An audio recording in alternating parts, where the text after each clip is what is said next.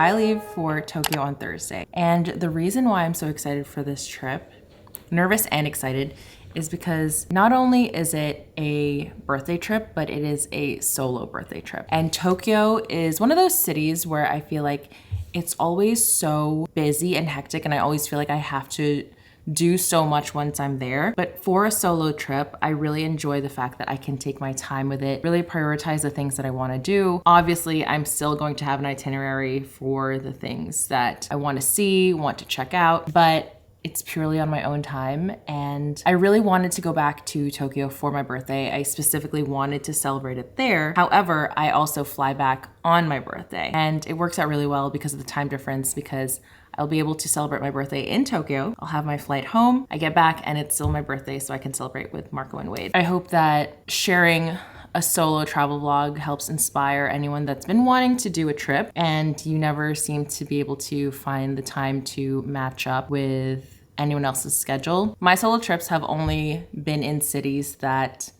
I've already been to. I've yet to go to a completely new city on my own. That is also on my bucket list, so maybe for a future birthday. But I'm really excited to head back to Japan. I'm not traveling to any of the other cities. I really just wanted to head to Tokyo, absorb it, and do all the things that I want to do in Tokyo. And I hope you guys will enjoy the vlogs. Obviously, I'm gonna be vlogging the trip. I am just going to kind of get my ducks in a row. I haven't done any crazy planning for it. I have an itinerary. So far, I've booked a couple of things on the trip that I for sure wanted to do, such as team labs on my birthday. I wanted to do a head spa, nail appointment. I'm gonna book a massage. No reservations for restaurants, but I do have a list of places I wanna check out. I'm gonna finish up some work and my matcha. And as usual, we are gonna circle back.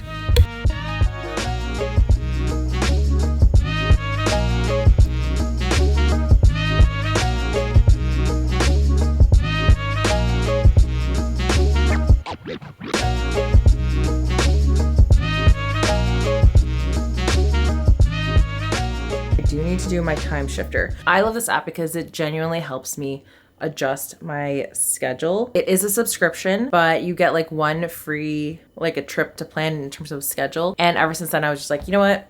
Take my money. I want to subscribe. I want to do this every single time. So I'm just going to go to add trip, and then I'm going to put in my flight information. So I'm leaving on the 30th.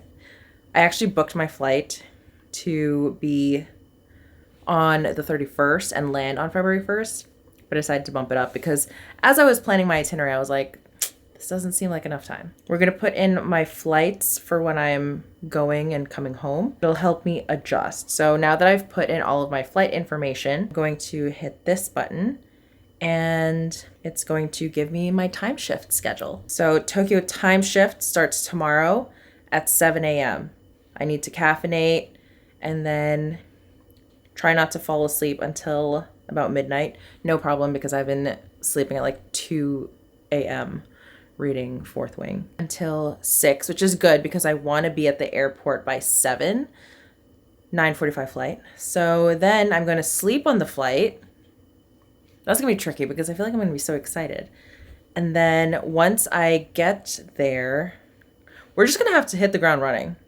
But I'm excited. I'm so excited to be back. I was just there, but I'm excited.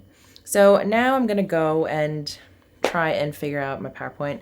I have a meeting with my manager in about 30 minutes to do like a 2025 strategy call. I'll also go over what I plan on bringing in terms of equipment, because as a solo traveler, I obviously won't have Marco's help. I think this is also why I wanted to do it. I kind of wanted to push myself a little bit and see how well I could do on my own, you know? I think it's really important to distinguish the difference between alone and loneliness. Like, just because I'm going by myself does not mean I'm lonely. I will be alone, but I actually really, really love my own company. And I don't know if that's because of how I grew up. I've always just kind of not minded like being on my own. So yeah, I'm really excited to bring you guys along. Let's figure out what I'm going to pack.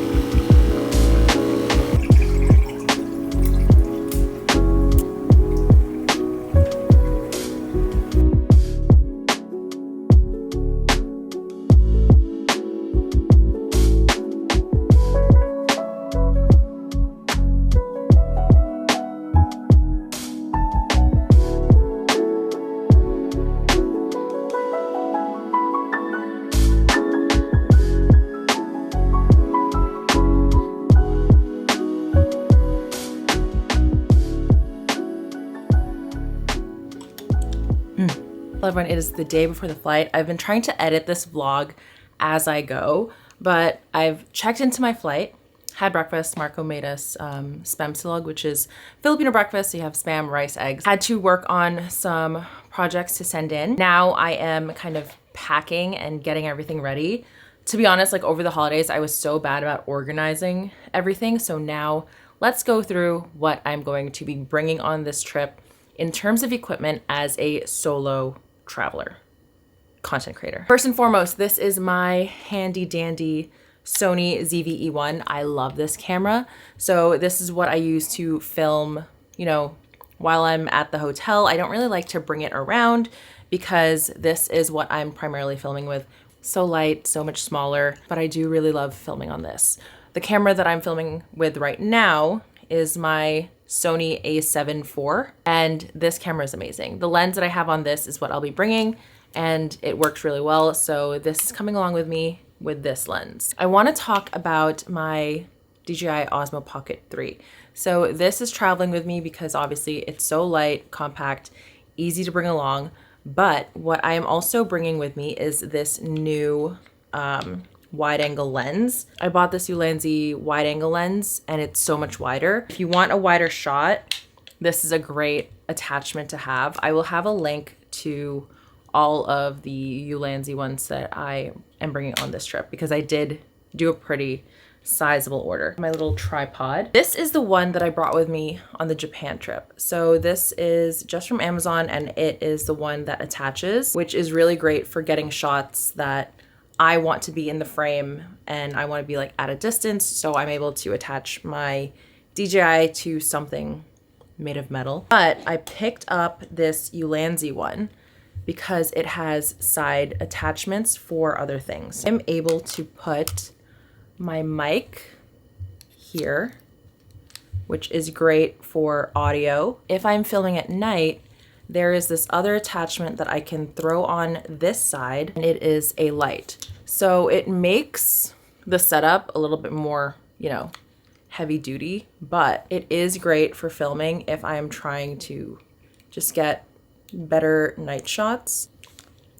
Yeah. So I am going to bring this rig setup with me. And when you have something like that, you can't throw on this cover. I have this one that can just clip on to the top part. I know a lot of people don't like this bottom half. They feel like it's too long and makes the camera much bigger than it needs to. I personally like holding it from this longer attachment. This one is also an external battery. However, if you don't want anything that big, Ulanzi also has this tiny little one that attaches. It is like the cutest little feet. So these are things that I will be bringing with me this trip. My only issue now was that I can't prop this up on anything. So I have this magnetic base and I think I can attach it to this. Wow, this is heavy. I will bring this one just in case. I do love how much lighter it is to have this compared to this. But if you want the lighting, you want the mic, you don't mind this heavy magnet in the back. I mean, it's still much lighter than carrying a DSLR. Now for iPhone accessories, I think it's good to have like a MagSafe, but my issue now that I'm running with this is I feel like it's finding my phone too heavy. So I don't really trust using this anymore.